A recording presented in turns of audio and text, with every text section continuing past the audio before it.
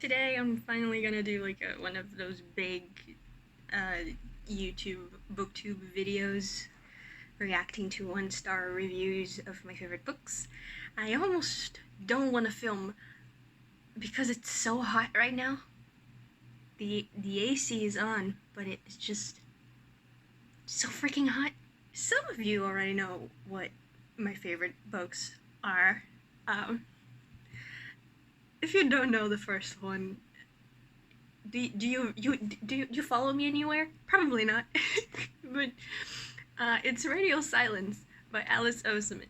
So I got like 3 reviews for each book, and I got 5 books. So I think this is gonna be a short video, but let's see.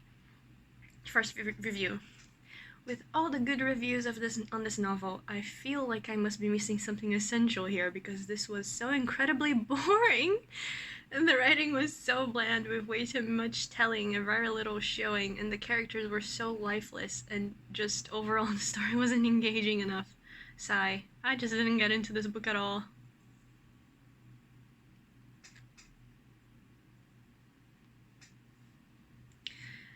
How do I even react to this? Kells, it's the name of the reviewer. How do I even react to this? Yes, you're missing something. You are missing the friendship. That's what you're missing. How? I don't know. I read this book when I was like just before I went to college, so it hit me pretty hard, and I'm also someone who loves friendship. I'm very, very attached to friendships, so it's a very good book for me. On to number 2. Don't waste your time. Nothing happens. Nothing exciting, interesting, or remotely remarkable. What's the point of adding biracial characters to the story if it adds no dimension whatsoever? I mean, the biracial people just exist. That's a good... There is a discussion, though, about white authors, writing racially marginalized characters. But this is not the point. This is not the issue. You could replace all the diverse characters with any type of person and it would fit. The characters were simply there for the surface value. Why is it so hard to get into your heads, the people who say these things? Like, we just exist.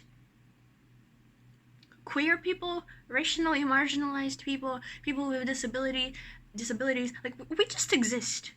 Let us have our stories, damn it. Like, what? And for someone so smart not to know what logarithms are, that's 9th grade stuff. Right. Clap, clap. Great job, editors. That's just nitpicky. That's just nitpicky. Also, I don't... Like, is this person even British? Because, like, if you don't know, they are Australian. If you don't know how the system works in a country, don't comment about the educational system if you don't know how it works. Third review. Whiny little emos everywhere. Get over yourself, for fuck's sake. Have you met a teenager? Mina, have you met a teenager? 'Cause they're whiny. They just are. Moving on to another one of my favorite books, which is a recent read, actually. It was like this month, the beginning of this month. Let's Talk About Love by Kann. I love this book so much. First review, though, I am confused. So no one cares that the lesbian character was demonized for no reason? Interesting. Am I missing something? Like, what lesbian character was demonized in this book? Did I miss something? I don't remember. My memory is very bad, okay? If I missed that, I don't know. Another one. DNF at a wonderful 3% because I was already able to rent to my also ace friends for a minute over purely the first chapter. If you want ace rep where the asexuals act like decent human beings with a brain, this isn't one, since it feeds straight into gross stereotypes about us. What gross stereotypes? Chapter 1? The one who was being gross was Alice's ex-girlfriend, not Alice. Which, by the way, I am so confused at so many of these reviews for this book. They're all saying, like, problematic ace rep, and I'm like, what problematic rep?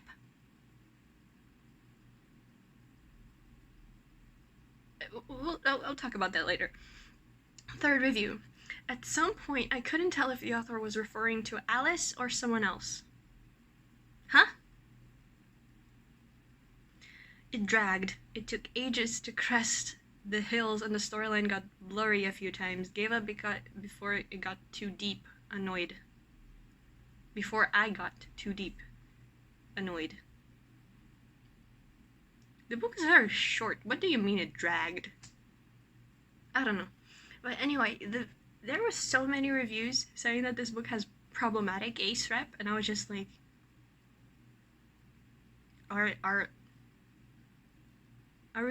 did we read the same books? Like, did we read the same book?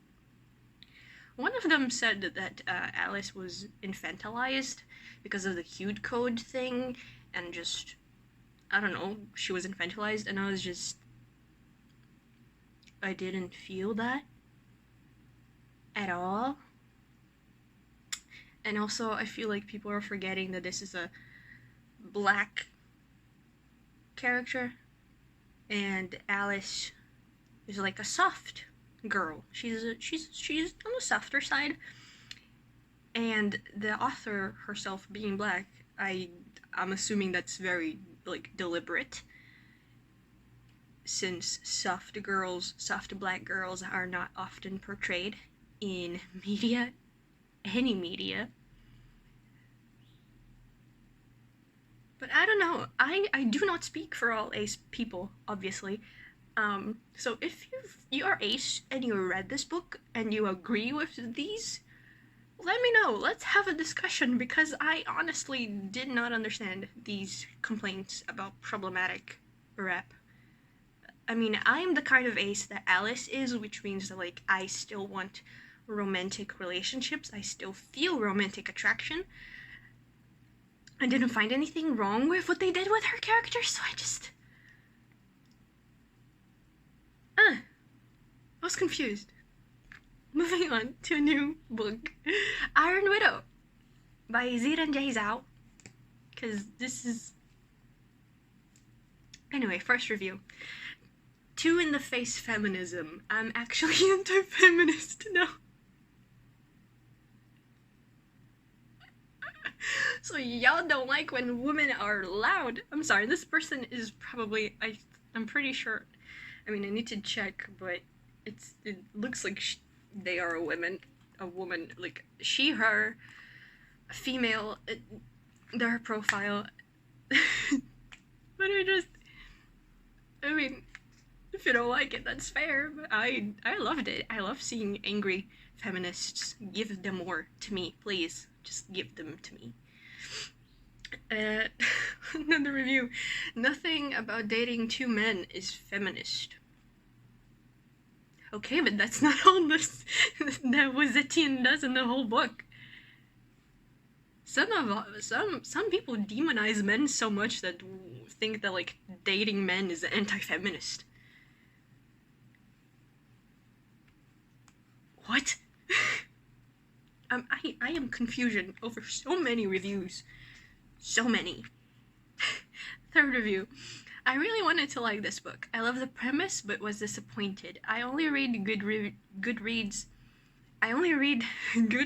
before reading this, and was excited for some dark anti-hero goodness. So chapter 1 begins with, for 18 years, my unibrow has saved me from being sold into a painful, terrifying death. today's the day I'm releasing it for his gracious service. Well, let's just say the feeling of whiplash I got from that opener, especially after this more serious prologue, never left me while reading this. I mean, I think it's a good opener. It sets up Wu Zetian as like a humorous character. Yes, she's angry, but she also has a lot of humor in her, and I loved her humor. She is still very much an well, she's not an anti-hero, I think, but she is angry. She kills a man. What more do you want? She wants to bring down the whole thing. Like, what? Moving on to the Grandmaster of Demonic Cultivation by Xiang Tongshu. Xiang Tongshu. These reviews should be interesting because, I mean, we people who don't know Chinese or Mandarin or however it was written in the purest form, we read the English translation, right? Apparently there are a lot of problems with the translation, but I want to see, well, let's see the reviews.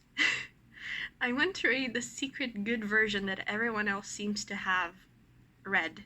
This book is awful, not even in a so bad it's good way. I gave it a shot because I liked the Untamed, and lots of people say the book is better, but I honestly don't understand how they pulled such a good show out of this mess. I should donate the cost of the book back to my library as penance for reading it. Jesus Christ.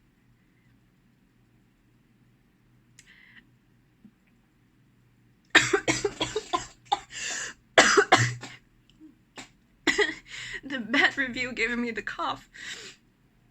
I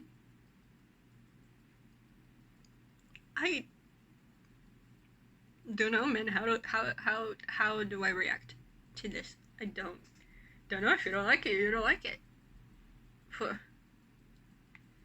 I didn't watch The Untamed. I did watch the animated cartoon, Chinese cartoon. But those two are heavily censored. Does that have anything to do with the review? I don't know, maybe.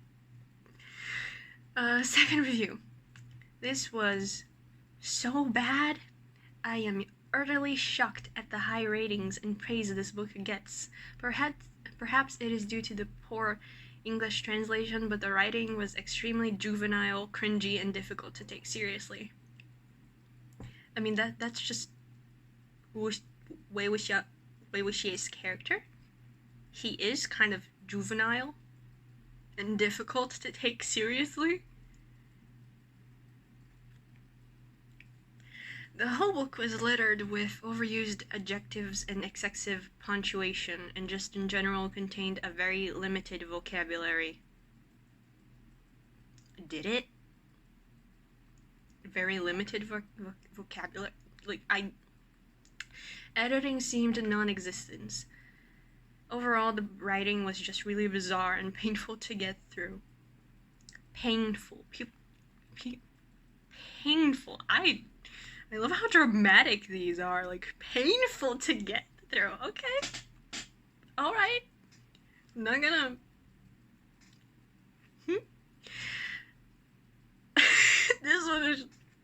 This one is just one thing. Like, what the fuck, book club?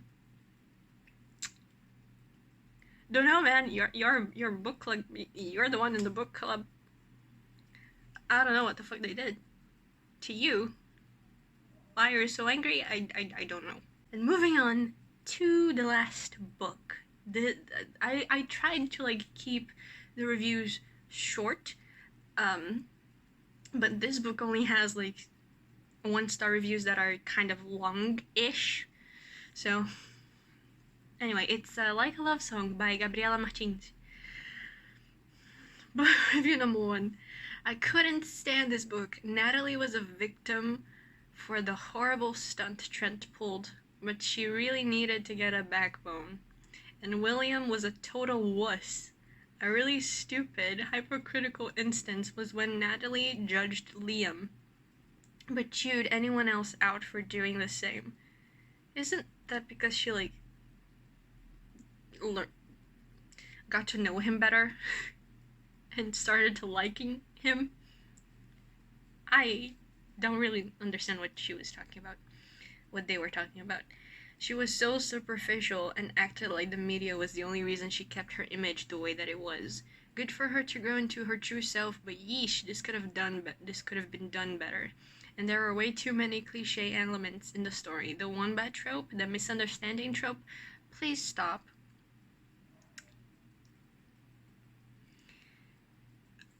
This reviewer seems like an older person, 21. Their profile says. So, like, not, they are my age.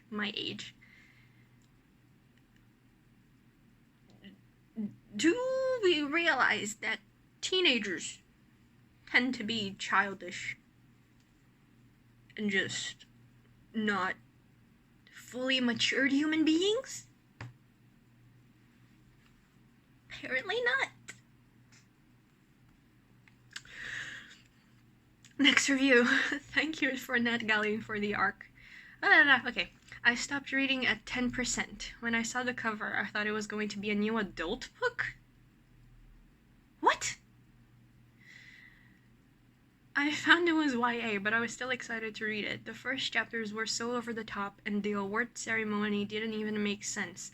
Why was she in her dressing room the whole time? Who gets an award in the dressing room instead of the stage? She is not even performing at the show. I have a feeling the writer has never seen an award show in her life.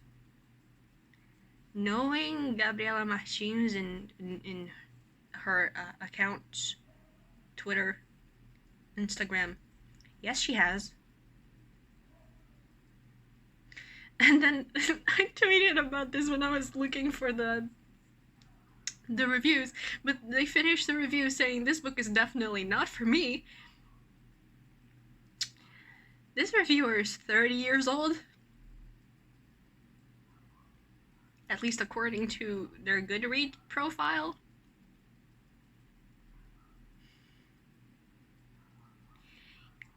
Yeah, the book is not for you, it's for young adults. Who would guess? Who would have known? I'm so tired.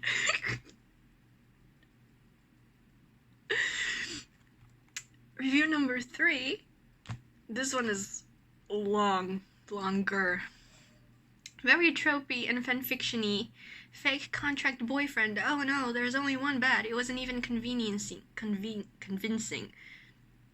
If you, like, that's the fake boyfriend thing is the summary of the book. If you don't like that, why do you pick up the book to read it? Other parts also threw me, like Trent wanting to get Nachi back and Nachi's weird "I promise I will educate myself" moment when William comes out to her as bi.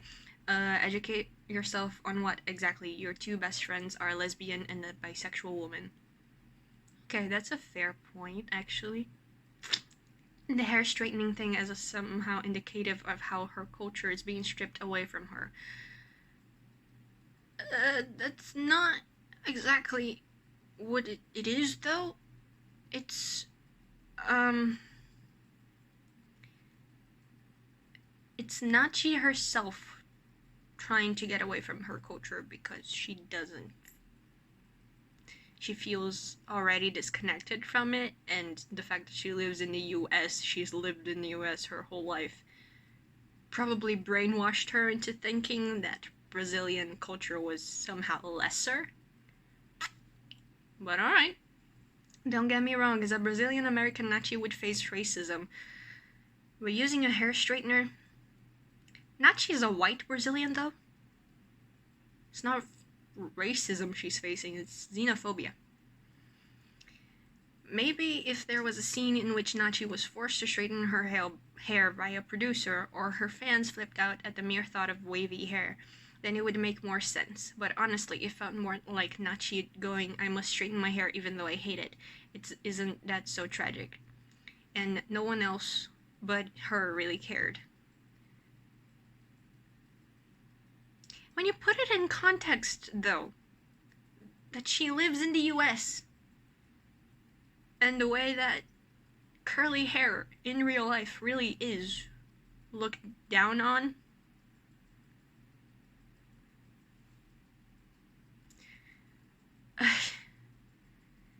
Honestly, it's a cotton candy book to read at the beach, plus scores for diversity and forcing me to work on my Portuguese and my geography, though.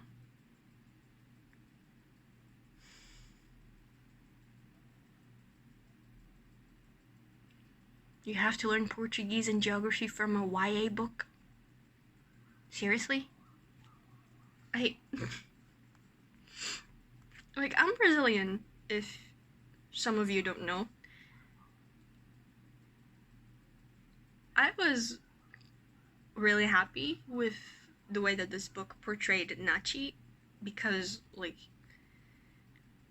I was a teenager who ran away from Brazilian culture as well. Not even because I was in the US, it's just because, like, US culture is also really prevalent in Brazil, and especially, like, Rio de Janeiro, where I'm from. So seeing her come to embrace her culture, like having that storyline, I loved it. Unfortunately, in a world where white supremacy still permeates every corner of the world, stories like this need to be told, in my opinion. So, yeah, this is the end. It was a much longer video than I thought it would be. But, thanks so much for watching. Don't forget to like and subscribe if you want to see more. And don't forget to spread love, too. I never know how to finish these. I feel awkward. Bye!